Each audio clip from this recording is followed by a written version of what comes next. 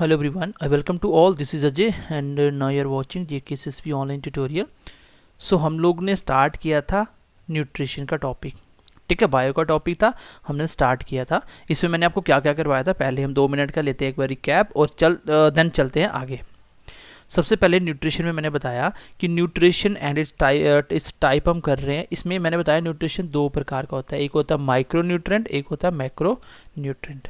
Micro nutrient वो होता है जो कम मात्रा में हमारी बॉडी को पर डे चाहिए, जिसको हम mg में रिप्रेजेंट करते हैं या mg में मेंशन करते हैं, वो होता है आपका माइक्रो। एंड देन मैंने आपको मैक्रो के लिए बताया, मैंने बोला मैक्रो वो होगा जो हम ग्राम्स में करेंगे। तो ऐसी कौन सी चीज़ माइक्रो होगी, मैक्रो होगी, ये आप अभी देख के बता सकते हो।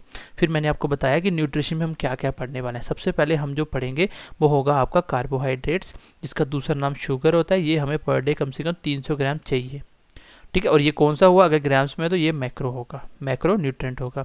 उसके बाद मैंने बताया हमने पढ़ना है फैट के बारे में। फैट का दूसरा नाम लिपिड्स होता है, फैट का दूसरा नाम लिपिड्स होता है, जो हमें 80 ग्राम्स पर डे चाहिए। इट मीन्स ये भी कौन सी होगी, ये भी आपकी मैक्रो होगी। फिर हमने पढ़ा प्रोटीन के बारे में। प्रोटीन का नाम होता है पॉलीपेप्टाइड। प्रोटीन का दूसरा नाम क्या होता है, पॉलीपेप्टाइड। अडल्ट में कितनी चाहिए पर केजी के हिसाब से, चाइल्ड में और किस में चाहिए, ये मैंने आपको बता दिया। फिर मैंने बताया हम विटामिन्स के बारे में पढ़ेंगे, जो हम ऑलरेडी पढ़ चुके हैं। विटामिन्स हम ऑलरेडी पढ़ चुके हैं, लेकिन ये कैसा है, ये एक माइक्रो न्यूट्रिएंट है, माइक्रो mg में चाहिए, except vitamin C. Vitamin C को छोड़ के ये क्या है, सारे माइक्रो है, और विटामिन सी आपकी मैक्रो है। फिर हम पढ़ेंगे मिनरल्स के बारे में, देन उसके बाद हम पढ़ेंगे मिनरल के साथ साथ वाटर के बारे में। तो यहाँ तक करने के बाद मैंने कार्बोहाइड्रेट स्टार्ट करा था। तो कार्बोहाइड्रेट के लिए हमें कौन कौन से एलिमेंट चाहिए होते हैं। एक हमें चाहिए होता है carbon, and second one is hydrogen, and third one is oxygen. क्या मेरा नाइट्रोजन कंपलसरी है इसको बनाने के लिए? क्या मेरा नाइट्रोजन ऐड करना कंपलसरी है? तो बिल्कुल भी नहीं है, क्योंकि हम नाइट्रोजन के बिना भी कार्बोहाइड्रेट्स बना सकते हैं। अगर कोई चीज़ कार्बोहाइड्रेट्स है उसमें 3 एलिमेंट कंपलसरी होते हैं, that is carbon, hydrogen and oxygen. इसका जनरल फॉर्मूला क्या होता है, वो होता है CnH2nOn। ये इसका जनरल फॉर्मूला होता है कार्बोहाइड्रेट्स का, ठीक है, जनरल फॉर्मूला होता है, यहाँ से कोई भी आप बना सकते हो। तो इसका कॉमन नेम क्या है, शुगर, जिसको हम शुगर के नाम से जानते हैं। कोई भी चीज़ में मिठास होगी, मैंने बोला वो क्या होगी, कार्बोहाइड्रेट्स होगी। इसका जनरल फॉर्मूला मैंने आपको बता दिया। एन कुछ भी होगा, पेंटोज, हेक्सोज, ट्राइयोज, ये सब आप खुद बना सकते हो पुट करके। रेशियो याद रखना। आगे फंक्शन क्या होता है, कार्बोहाइड्रेट का फंक्शन हमारी बॉडी में एनर्जी फ्यूल का काम करता है या एनर्जी प्रोवाइड करता है। तो स्मॉलेस्ट यूनिट ऑफ कार्बोहाइड्रेट्स क्या है, स्मॉलेस्ट सबसे छोटी इकाई क्या है, ये है आपकी ग्लूकोज। सबसे छोटा पार्ट है ग्लूकोज, इससे छोटा आप इसको नहीं तोड़ सकते। फिर मैंने टाइप्स ऑफ कार्बोहाइड्रेट्स बताया। सबसे पहले मैंने बताया monosaccharide, oligosaccharide and polysaccharide. Mono का मतलब सिंगल, सेक्राइड का मतलब शुगर। तो इसको मैं फर्दर ब्रेक नहीं कर सकता, इसमें सिंगल शुगर होती है। फिर मैंने आपको बताया ग्लूकोज के लिए, ग्लूकोज क्या होता है, एक एक्सोज है, ग्लूकोज एक एक्सोज है, जिसका फॉर्मूला क्या होगा, एक्सोज है तो H6 होगा, C6H12O6। जैसे फॉर एग्जांपल क्या थी, ग्लूकोन डी पीते हो, आपको ग्लूकोन डी पीते हो ना, तो वही होता है। एक चीज़ और लिख लेना इसमें एक्स्ट्रा, ये होता है, ये इट इज़ फास्टेस्ट या क्विक सोर्स ऑफ एनर्जी। आपको पता है एनर्जी देता है कार्बोहाइड्रेट, और ये सबसे फास्टेस्ट और क्विकेस्ट सोर्स होता है। एकदम से अगर आपको एनर्जी चाहिए तो ये सबसे फास्ट होता है ग्लूकोज। फिर इसके बाद मैंने आपको फ्रक्टोज बताया। मैंने बताया सबसे मीठी शुगर जो नेचुरली होती है वो कौन सी होती है, फ्रक्टोज। फ्रूट्स में मीठापन आता है फ्रक्टोज की वजह से। जितना ज़्यादा चीज़ मीठी होगी इसमें क्या होगा, फ्रक्टोज होगा। और एक चीज़ मैंने बताई थी, बताइए अगर फ्रूट्स में फ्रक्टोज होती है तो ग्रेप्स में क्या होता होगा, तो ग्रेप्स में ग्लूकोज होता है। फिर मैंने इसके बाद आपको बताया फंक्शन ग्रुप क्या होता है। फंक्शनल ग्रुप ग्लूकोज का होता है एल्डिहाइड, और फ्रक्टोज का होता है कीटोन। ग्लूकोज के साथ साथ ग्लैक्टोज का भी एल्डिहाइड होता है। इसी के लिए इसको क्या बोला जाता है, एल्डोहेक्सोज, जिसमें ग्लूकोज आएगा और ग्लैक्टोज आएगा। फिर इसको कीटोहेक्सोज क्यों बोला गया, इसलिए बोला गया क्योंकि ये कीटोन एल्डिहाइड ग्रुप से और कीटोन ग्रुप से बनती है फ्रक्टोज। फिर मैंने आपको ग्लैक्टोज के बारे में थोड़ा बताया और हमने क्लास को ख़त्म करा। हनी का मीठापन किसकी वजह से होता है, फ्रक्टोज। ये मैंने ग्रेप्स के लिए बता दिया, फिर ग्लैक्टोज के लिए बता दिया। तो चलिए अब आगे बढ़ते हैं। अब हम बात करेंगे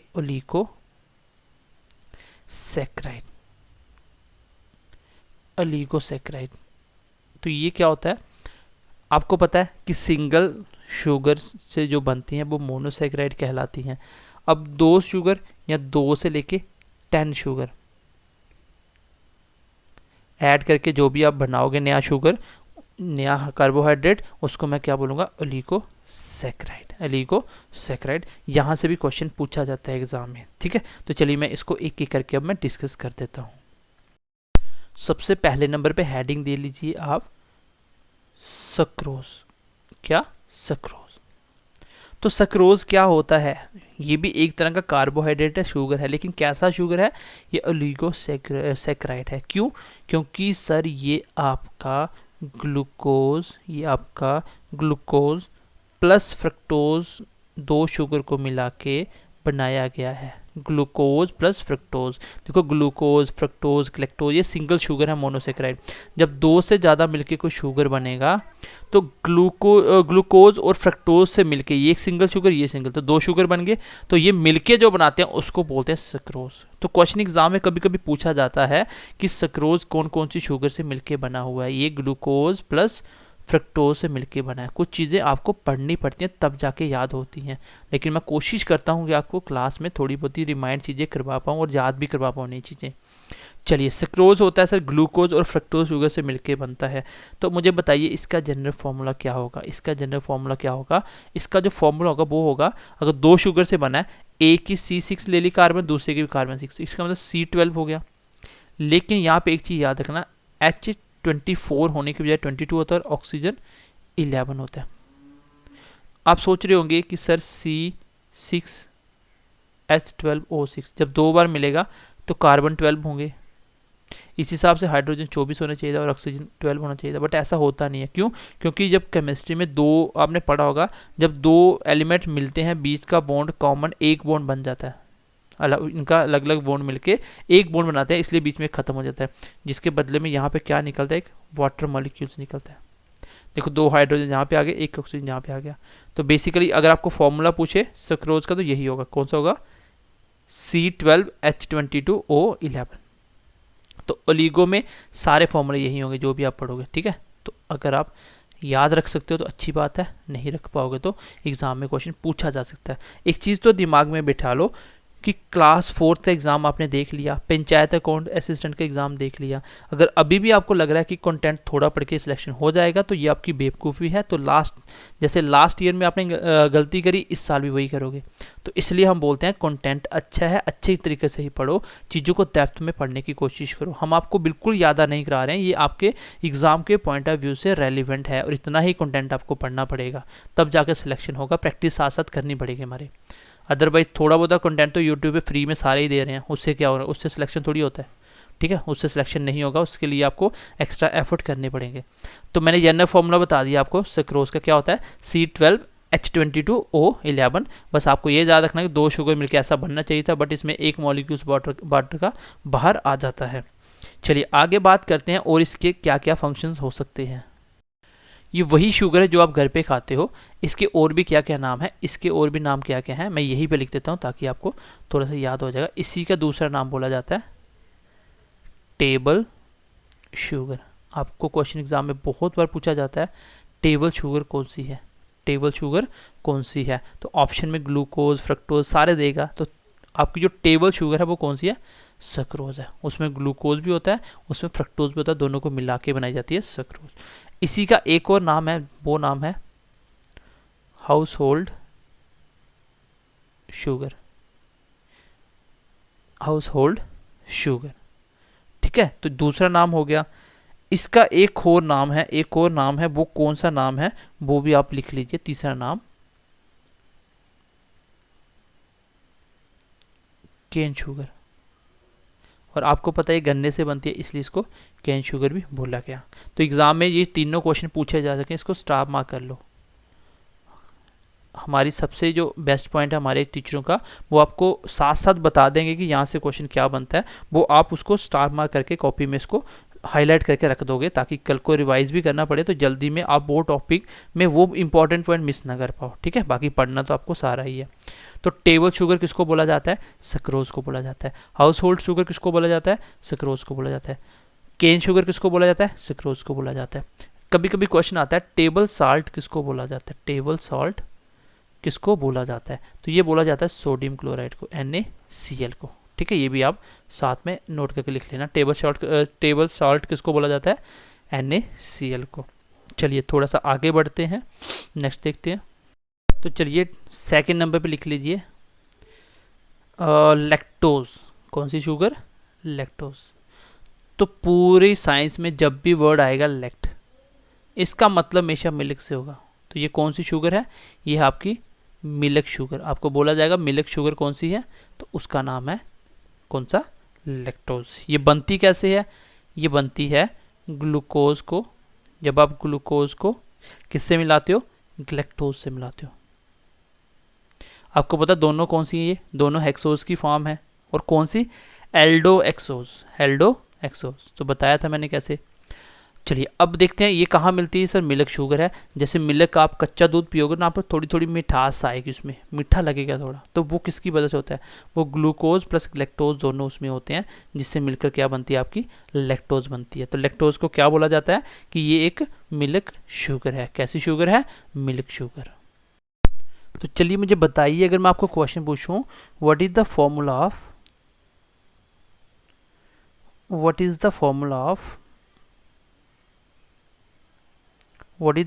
ऑफ लैक्टोज, मुझे बताइए लैक्टोज का फॉर्मूला क्या होगा। तो थोड़ी सी कॉमन सेंस यूज करिए, आंसर आप दे पाओगे। ठीक है, जैसे ये ग्लूकोज और ग्लैक्टोज से मिलके बना है, तो इसका फॉर्मूला आप मुझे बता देना कमेंट सेक्शन में, इसका फॉर्मूला क्या होगा। चलिए अगला शुगर लिख लीजिए, इसी का तीसरे नंबर पे, वो लिख लीजिए माल्टोज। क्या, माल्टोज। ये भी आपका इंपॉर्टेंट है, क्योंकि ये बनता है आपका ग्लूकोज प्लस ग्लूकोज और ग्लूकोज दो शुगर मिलके बनता है। इसका फॉर्मूला मैं आपको बता देता हूं, C12H22O11 प्लस H2O, एक वाटर मॉलिक्यूल भी निकल जाएगा प्लस। ठीक है, तो ये है आपका माल्टोज। ये माल्टोज आपको कहाँ मिलेगा, जो आपका बॉइल्ड राइस वाटर, तो बॉइल्ड राइस वाटर में क्या होता है, आपका माल्टोज मिलेगा। तो आपको बेसिकली इसमें पॉइंट याद रखने वाले ये हैं कि सर माल्टोज किस से बना होता है, वो बना होता है ग्लूकोज प्लस ग्लूकोज से। फॉर्मूला आप खुद बना सकते हो। फिर लैक्टोज कहाँ मिलता है, मिल्क शुगर में मिलता है। ये क्या फॉर्मूला होता है, ग्लूकोज प्लस ग्लैक्टोज। फिर मैंने आपको बताया सक्रोज, ये इंपॉर्टेंट है, ये आपको टेबल शुगर भी बोला जाता है, केन शुगर भी बोला जाता है, हाउस होल्ड शुगर भी बोला जाता है। ये ग्लूकोज और फ्रक्टोज से बना होता है। जो चीनी आपकी मीठी होती है ना, जिसमें ज़्यादा मिठास होगी तो उसमें फ्रक्टोज तो होगा ही होगा। तो चलिए थोड़ा सा आगे बढ़ जाते हैं अभी। चलिए नेक्स्ट हम बात करेंगे अभी पॉलीसेकेराइड की। ठीक है, पॉलीसेकेराइड। तो पॉली का मतलब क्या होता है, अनलिमिटेड, बहुत ज़्यादा, और सेकेराइड का मतलब मैंने आपको बता दिया, शुगर होता है। तो इसमें आपके मोर देन 10 शुगर मिलके जो शुगर बनता है उसको बोलते हैं पॉलीसेकेराइड, तो इसका स्मॉलेस्ट यूनिट क्या होगा, इसका जो स्मॉलेस्ट यूनिट होगा वो होगा आपका 11, क्योंकि कम से कम 11, 10 तक जो शुगर होंगे तो वो तो आपका ओलिगोसेकेराइड होगा, और 10 से ज़्यादा शुरू हो जाए उसके बाद अनलिमिटेड जहाँ तक भी जाएंगे वो सारे क्या होंगे, वो स्मॉलेस्ट यूनिट होंगे। तो सबसे पहले नंबर पे आप लिख लीजिए इसका, सबसे पहली बात तो ये कि इसमें जो ग्लूकोज होगा वो कितने टाइम होगा, वो n ग्रेटर देन 10 टाइम्स होगा। तो सबसे पहले इसमें आप लिख लीजिए सेल्यूज के बारे में। ठीक है, ये कौन सा शुगर है, ये आपका पॉलीसेकेराइड है। सबसे पहले लिख लीजिए सेल्यूज। तो सेल्यूज क्या होता है, ठीक है, सेल्यूज क्या होता है, जो आपका जितने भी प्लांट सेल्स है उसकी सेल वाल इसी की बनी होती है, ये सेल वाल होती है। अब कुछ बच्चों इसकी नॉलेज नहीं होगी कि सेल वाल क्या होती है। Cell wall of plant cell वो किसकी बनी होती है, वो सेल्यूज की बनी होती है। ठीक है, तो प्लांट की वाल सेल किसकी बनी होती है, सेल्यूज की बनी होती है। एनिमल सेल में सेल वाल नहीं होती, प्लांट सेल में होती है। तो सेल वाल क्या होता है, जो आपका सेल होता है उस सेल के बाहर एक जो हार्ड परत होगी, इसकी जो वॉल बनी होगी, दीवार बनी होगी, तो वो किसकी बनी होती है? वो बनी होती है सेल्यूलोज की। तो क्वेश्चन एग्जाम में आता है कि सेल वॉल प्लांट्स की किसकी बनी होती है। तो ये क्वेश्चन इंपॉर्टेंट है, इसको याद रखना, ठीक है, ये इंपॉर्टेंट है। उसके बाद आगे हम बात करेंगे इसकी। देखो नेक्स्ट क्या आएगा इसमें, अगर मैं इसका पूछूं फॉर्मूला क्या होगा, इसका फॉर्मूला क्या होगा, तो इसका फॉर्मूला फिक्स नहीं होगा, नहीं होगा। क्यों? क्योंकि जिसका नाम ही पॉलीसेकेराइड है, तो इसमें कोई लिमिट ही नहीं है कि कितने कार्बन आएंगे, तो इसका कोई फॉर्मूला नहीं होगा। दूसरा इसका जो इंपॉर्टेंट पॉइंट है, एक तो ये सेल वॉल वाला क्वेश्चन तो जितनी बार हाईलाइट करना आप कर सकते हो, एग्जाम में पता नहीं कितनी बार पूछ लिया गया है कि प्लांट सेल की सेल वॉल किससे बनी होती है। अब ये होता है आपका most abundant carbohydrates, most abundant carbohydrates in nature. तो नेचर में देखा जाए तो सबसे ज़्यादा जो कार्बोहाइड्रेट्स मिलता है वो कौन सा होता है? वो सेल्यूलोज होता है। वो कौन सा होता है? सेल्यूलोज होता है। क्योंकि आपको पता है, आपके आगे पीछे सब्जियां वगैरह खाते हो, पेड़ पौधे सब में है ही प्लांट्स ही प्लांट्स है। आप सब्जी खाते हो, कुछ भी खाते हो, उन सब में क्या होता है? सेल्यूलोज होता है। एक इसमें अच्छा क्वेश्चन ये आता है, क्या ये आपकी बॉडी डाइजेस्ट कर सकती है? क्या ह्यूमन बॉडी इसको डाइजेस्ट कर सकती है? तो आप बोलेंगे ये डाइजेस्ट नहीं होता, it is not digest by human body. तो इसको ह्यूमन बॉडी डाइजेस्ट नहीं कर सकती। तो सर अगर नहीं कर सकती तो हम क्यों खाते हैं इसको? अगर हमारी बॉडी इसको डाइजेस्ट नहीं कर सकती तो हम क्यों खाते हैं इसको? हम क्यों खाते हैं? क्योंकि जो सेल्यूलोज है वो एक तरह का क्या है? वो फाइबर है, इसका नाम भी फाइबर होता है। तो फाइबर आपका डाइजेस्टिव सिस्टम को अच्छा करता है, क्योंकि इसका काम क्या होता है? ये एज अ रफनेस की तरह काम करता है। मतलब जो जितना भी हमारी बॉडी में वेस्टेज मटेरियल होता है उसको ये अपने साथ चिपका देता है, और बाद में वो जो भी वेस्टेज मटेरियल है उसको बाहर निकाल देता है। जितना हमारा वेस्टेज निकलता है वो रफनेस होने की वजह से होता है, क्योंकि उसमें फाइबर्स होते हैं। फाइबर्स क्या करते हैं? हमारा डाइजेस्टिव सिस्टम अच्छा कैसा करते हैं? क्योंकि ये हमारा जितना वेस्ट मटेरियल होता है, जो अनडाइजेस्ट मटेरियल होगा, उनको अपने साथ मिला लेता है, बाद में वेस्टेज के थ्रू बाहर निकाल देता है। इसलिए इसका काम हमारी बॉडी में जरूरी कैसे होता है? डाइजेस्ट होने के लिए। अब इसके यूजेस लिख लेते हैं, थोड़े से आप लिख लीजिए, मैं लिख दिए पहले ही, मैं इसको एक्सप्लेन कर देता हूँ। चलिए ठीक है, चलिए सबसे पहला इसका यूजेस क्या होगा? पेपर इंडस्ट्री में इसका यूज होगा। कहाँ पे होगा? पेपर इंडस्ट्री में। क्योंकि पेपर में आपको पता है जो भी पेपर वगैरह बनते हैं वो लकड़ी से बनते हैं, और लकड़ी का सेल वॉल किसका बना होता है? तो वो सेल्यूलोज का बना होता है। तो उसी से आपके क्या बनते हैं? पेपर बनते हैं। ये टेक्सटाइल इंडस्ट्री में भी इसका यूज़ होता है। टेक्सटाइल मतलब कपड़े बनाने की इंडस्ट्री में। तो आपको पता सूती कपड़े वगैरह जो भी बनते हैं तो वो भी इसी से बनते हैं। सेल्यूलोज की सेल वॉल होती है लकड़ी की। उसके बाद आपका फार्मा इंडस्ट्री में होते हैं। अच्छा मुझे बताइए, फार्मा इंडस्ट्री में इसका क्या काम होगा? दवाइयाँ बनाने में ये कैसे काम आते हैं? तो आपको पता है कि इसमें फाइबर होता है। फाइबर हमारा क्या काम करता है? हमारा डाइजेस्टिव सिस्टम को अच्छा करता है। तो इसी के रिलेटेड आपकी यहाँ से दवाइयाँ बनती हैं। आर्टिफिशियल फाइबर के लिए भी ये यूज़ होता है। रेयॉन का नाम सुना होगा आपने, जिसके कपड़े बनते हैं, तो ये इसमें भी यूज़ किया जाता है। तो सेल्यूलोज बेसिकली क्वेश्चन हज़ारों बार एग्जाम में पूछा गया कि प्लांट सेल की सेल वॉल किसकी बनी होती है? तो वो किसकी बनी होती है? वो बनी होती है सेल्यूलोज की। ठीक है, तो आई होप यहाँ तक आप समझ पाए होंगे। तो चलिए अगला लिख लीजिए अब। Okay, now let's talk about starch, that is second form of polysaccharide. अगर मैं आपसे पूछूं कि मुझे बताइए प्लांट्स अपना खाना किस फॉर्म में बनाते हैं? प्लांट्स अपना खाना किस फॉर्म में बनाते हैं? If you think about that कि सर ने अभी क्वेश्चन पूछा तो आंसर स्टार्च ही होगा, देन आप गलत सोच रहे हो। अब मैं आपको बताता हूँ प्लांट्स खाना कैसे बनाते हैं। आपने बचपन से सुना होगा फोटोसिंथेसिस है, फोटोसिंथेसिस है। वो कैसे बनाते हैं? बेसिकली आपका कार्बन डाइऑक्साइड वो लेते हैं, आपके जो प्लांट्स होते हैं कार्बन डाइऑक्साइड लेते हैं। लिख लो कहाँ से लेते हैं? वो एनवायरनमेंट से लेते हैं। कहाँ से लेते हैं? वो एनवायरनमेंट से। प्लस पानी लेते हैं, वो कहाँ से? अर्थ से पानी लेते हैं। उसके बाद जब सनलाइट होती है, in the presence of sunlight plus chlorophyll, plus chlorophyll. जब सनलाइट होती है और क्लोरोफिल होती है आपकी हवा में, तो उसकी मदद से ये अपना खाना बनाते हैं। किस फॉर्म में? ग्लूकोज की फॉर्म में। यहाँ से क्वेश्चन बहुत बार एग्जाम में आया हुआ है कि प्लांट्स अपना खाना किस फॉर्म में बनाते हैं। और प्लस आपको देते हैं ऑक्सीजन। क्या देते हैं? ऑक्सीजन। अब इक्वेशन को बैलेंस करना पड़ेगा।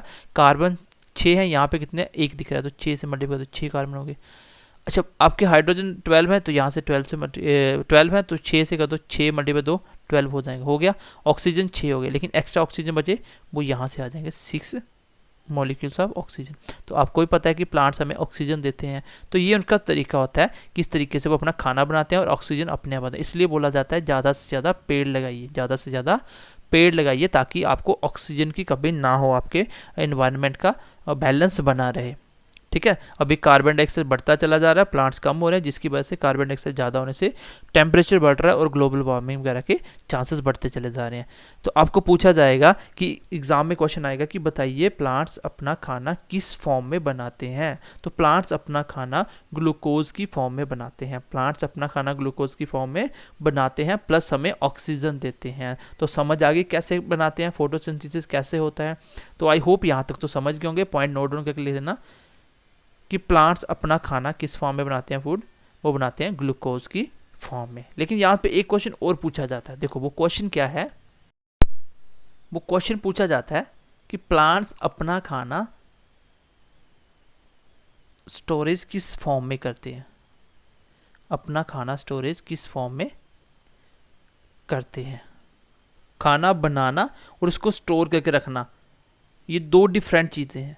तो खाना बनाते टाइम तो ग्लूकोज में बनता है, और जब वो स्टोर करके रखता है तब वो स्टार्च की फॉर्म में स्टोर करके रखते हैं। अब स्टार्च की फॉर्म में जो भी प्लांट्स होते हैं वो अपना खाना स्टोर करके रखते हैं।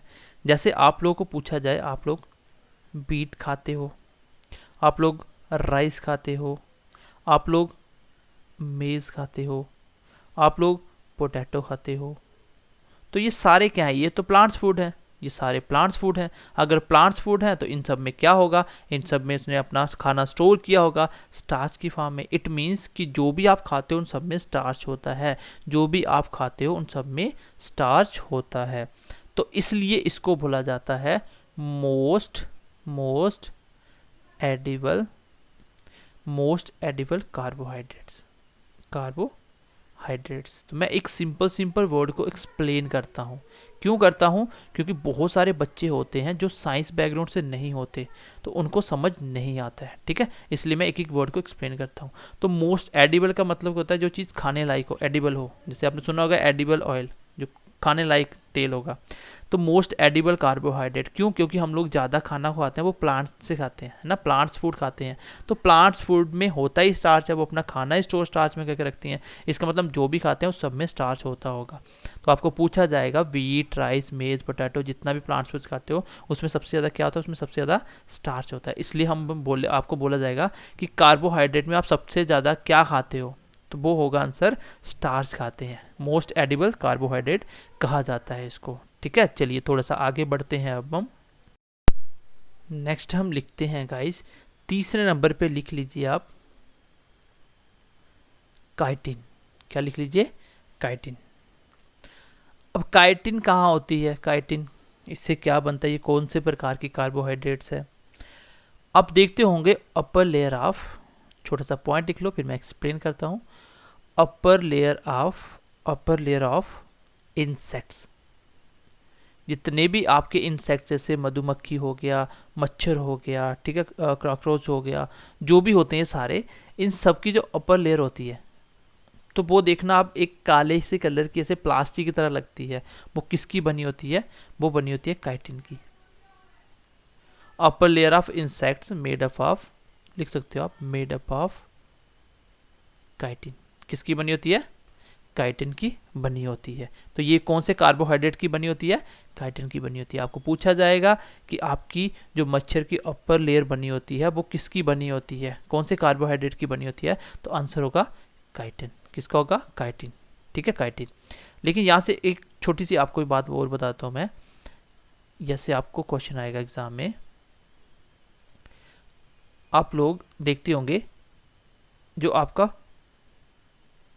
फंगस होता है, फंगस क्या होता है? ऐसी कोई भी चीज जो without sunlight, without sunlight plus moisture, जहाँ पे जो बिना सनलाइट और मॉइस्चर वाली जगह में उठते हैं, विदाउट सनलाइट बट मॉइस्चर होना चाहिए, सनलाइट नहीं होना चाहिए, ठीक है, मॉइस्चर नहीं, सनलाइट ना भी हो और मॉइस्चर हो, नमी वाली जगह पे जो चीज़ें उगती हैं उन सबको बोलते हैं फंगस। और ये फंगस की सेल वॉल किससे बनी होती है? जैसे मैं बोलता हूँ मशरूम, आप मशरूम की सब्जी खाते हो ना, तो मशरूम क्या होता है? ये कहाँ उगते हैं आपको पता होगा, नमी वाली जगह पे उगते हैं। तो मशरूम की मैं बोलूँ सेल वॉल किसकी बनी होती है? सेल वॉल किसकी बनी होती है? तो ये बनी होती है काइटिन की। आपको पूछे फंगस की सेल वॉल किसकी बनी होती है? ये किसकी बनी होती है? काइटिन की। तो ये भी याद रखना, क्वेश्चन आपका इंपॉर्टेंट है। आपकी प्लांट्स की जो सेल वॉल थी वो किसकी बनी थी? वो बनी थी सेल्यूलोज से। और फंगस की सेल वॉल किसकी बनी हुई है? ये भी बनी हुई है, ये काइटिन की बनी हुई है। तो आई होप यहाँ तक तो आपको क्लियर हो चुका होगा। ये क्वेश्चन भी बहुत बार एग्जाम में पूछा जा चुका है। कुछ पॉइंट जो बच जाते हैं वो आपको मैं एमसीक्यूज में भी कवर अप करूंगा, और कुछ पॉइंट ऐसे होते हैं कि जो फैक्चुअल पॉइंट होते हैं वो अगर वो अगर आप आगे पीछे से देखोगे, आपको लग रहा है कि उसको ऐड कर दो कमेंट सेशन में, बच्चों के साथ शेयर कर दो ताकि उनको भी थोड़ा पता चल जाए। तो अगर आप हर एक चीज़ ऐसे पढ़ने लगे तो ऐसे तो एक टॉपिक के लाखों क्वेश्चन बनेंगे, तो वो लाखों क्वेश्चन थोड़ी आपको करवा सकते हैं। आपकी एग्जाम के पॉइंट ऑफ व्यू से कितना मोर देन सफिशिएंट है, कितना रेलिवेंट है, वो मैं सब कुछ करवाऊंगा, वो जिम्मेदारी मेरी है। और इससे अच्छा कंटेंट आपको नहीं मिलेगा, इस चीज़ की मैं आपको गारंटी देता हूँ कि आप चुपचाप बस पढ़िए ईमानदारी से, जो हम करवा रहे हैं उसको मेहनत से करिए, ठीक है। तो मशरूम की सेल वॉल किसकी बनी होती है? वो बनी होती है काइटिन की। आई होप यहाँ तक आपको क्लियर होगा। तो चलिए थोड़ा सा आगे बढ़ते हैं, देखते हैं आगे क्या पढ़ना हमें। नेक्स्ट नंबर पे चलिए नेक्स्ट लिख लीजिए, चौथे नंबर पे लिख लीजिए, फोर्थ पे ग्लाइकोजन। क्या? ग्लाइकोजन। अब ग्लाइकोजन कौन सा कार्बोहाइड्रेट्स है? ये तो एक पॉलीसैकेराइड तो है ही है। इसको एक और बोला जाता है, इसको बोला जाता है एनिमल कार्बोहाइड्रेट्स। क्या बोला जाता है? Animal carbohydrates.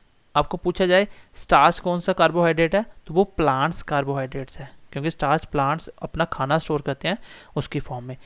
ये एनिमल कार्बोहाइड्रेट्स है, क्यों?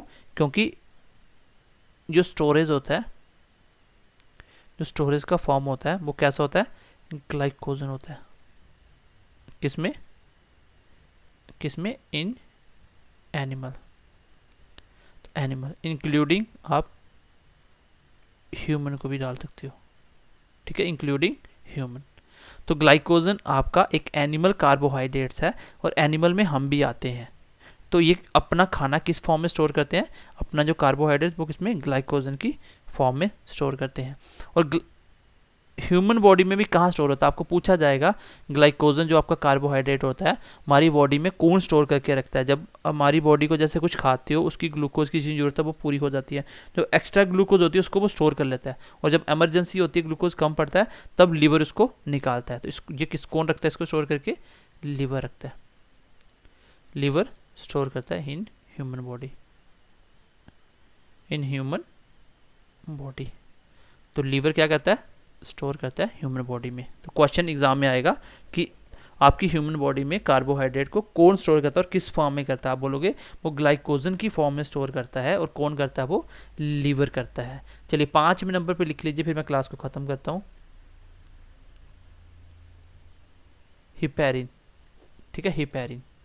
हिपैरिन क्या होता है? ये भी एक पॉलीसेकेराइड कार्बोहाइड्रेट है, लेकिन इसका एक बहुत ही इंपॉर्टेंट काम है। इसका काम होता है एंटी क्लॉटिंग करना। क्या काम होता है? एंटी क्लॉटिंग एजेंट होता है ये, और ये खून का थक्का नहीं जमने देता। आपकी बॉडी में विटामिन के का क्या काम होता है? ये आपकी बॉडी में क्या करता है? ये क्लॉटिंग का काम करता है, आपकी बॉडी में क्लॉटिंग का काम करता है। एक और होता है आपका थ्रोम्बोसाइट। क्या होता है? थ्रोम्बोसाइट। जो थ्रोम्बोसाइट सेल्स होते हैं ब्लड के, वो क्या काम करते हैं? ये भी आपकी क्लॉटिंग का काम करते हैं। विटामिन के भी क्या काम करता है? ब्लड क्लॉटिंग का काम करता है। लेकिन ब्लड क्लॉट ज़्यादा हो गया तो भी प्रॉब्लम होना स्टार्ट हो जाएगी। ब्लड क्लॉटिंग, जैसे आपका दिमाग में कभी कभी क्या होता है आदमी की, नस ब्लॉक हो जाती है। किसकी वजह से होती है वो? क्योंकि ब्लड आपका गाढ़ा हो जाता है एकदम से, उसकी डेंसिटी बढ़ जाती है, जिसकी वजह से आपका खून चलना बंद हो जाता है, जिसकी वजह से आपको हार्ट अटैक भी आ जाता है कभी कभी। ठीक है, तो बेसिकली आपको याद रखना है कि हेपेरिन एक पॉलीसेकेराइड है। ये हमारी बॉडी में क्या काम करता है, बहुत ही इंपॉर्टेंट क्वेश्चन है। एंटी क्लॉटिंग एजेंट होता है, ये खून को जमने नहीं देता है हमारी बॉडी में, मतलब उसको मेंटेन करके रखता है कि खून कितना जमना चाहिए कितना नहीं। ये भी हमारी बॉडी में स्टोर कहाँ पे होता है? ये भी हमारी बॉडी में लीवर में स्टोर होता है, लीवर में स्टोर होता है। तो इसके बाद हम पढ़ेंगे फ्री, शुगर फ्री के बारे में, जो आप डायबिटीज़ के पेशेंट को खिलाते हो। तो मेरी कोशिश होती है कि आपको चीज़ों को थोड़ा सा प्रैक्टिकल समझाने की कोशिश करता हूँ, आपको चीज़ों को रिलेट करके समझाने की कोशिश करता हूँ, सो एज आप लोग चीज़ों को बहुत अच्छे से याद रख पाओ और किसी को समझा भी सको। ठीक है, बाकी नोट्स तो खैर क्या ही दूँ आपको, ये जिस भी बच्चे की हैंड राइटिंग अच्छी है उनसे एक छोटी सी रिक्वेस्ट है कि वो वाइट पेज पे नोट्स बनाए, साथ साथ जैसे ही चैप्टर खत्म होता है मेरे को सेंड कर दे। ठीक है, ताकि हम बाकी बच्चों को वही नोट्स प्रोवाइड कर दें, क्योंकि मैं चाहता हूँ कि नोट्स खुद के बनाए वो बेस्ट होते हैं, लेकिन कुछ बच्चे होते हैं इनको नोट चाहिए होते हैं, कुछ बच्चे होते हैं नोट्स नहीं बना सकते, उनके लिए हम बोलते हैं कि आप कोई भी बच्चे इसकी हैंड राइटिंग अच्छी है जिसको लगता है वो अच्छे से पेन के साथ अलग अलग कलर के साथ नोट्स, जैसे मैं क्लास बना रहा हूँ ऐसे ही उसको नोट डाउन करे और मुझे नोट्स सेंड करते, ताकि मैं भी वो पीडीएफ बच्चों को प्रोवाइड कर सकूँ। ठीक है, तो चलिए ईमानदारी से पढ़ते रहिए। आज हमने काफ़ी कुछ पढ़ा, जिसमें मैंने ल्यूकोसेकेराइड करवाया, पॉलीसेकेराइड करवाया। अब हम थोड़ा सा आगे करके पढ़ने के बाद प्रोटीन और फैट के बारे में पढ़ेंगे, फिर आपका मिनरल्स होगा थोड़ा सा और आपका टॉपिक खत्म हो जाएगा। तो चलिए ध्यान रखिए अपना, मिलते हैं नेक्स्ट क्लास में। Bye bye, take care. और कंटेंट अच्छा लगे तो अपने दोस्तों के साथ, अपनी फैमिली रिलेशन के साथ, कहीं भी जो भी लोग पढ़ रहे हैं ईमानदारी से, जिसको भी जॉब्स लेनी है, जिसकी आप केयर करते हो, उन सबको ये चीज़ शेयर करो कि यहाँ से पढ़े, ताकि उन लोगों को भी आगे पीछे भटकने से बेटर है कि कोई अच्छा कंटेंट मिले और उनकी सिलेक्शन हो सके। ठीक है, ईमानदारी से पढ़ते रहिए। बाकी हम आपको सिलेबस अच्छे से ख़त्म भी करवाएंगे और चीज़ें अच्छे से पढ़ाएंगे भी। एग्ज़ाम आपके बिल्कुल लेवल का होगा। तो bye bye, take care and God bless you.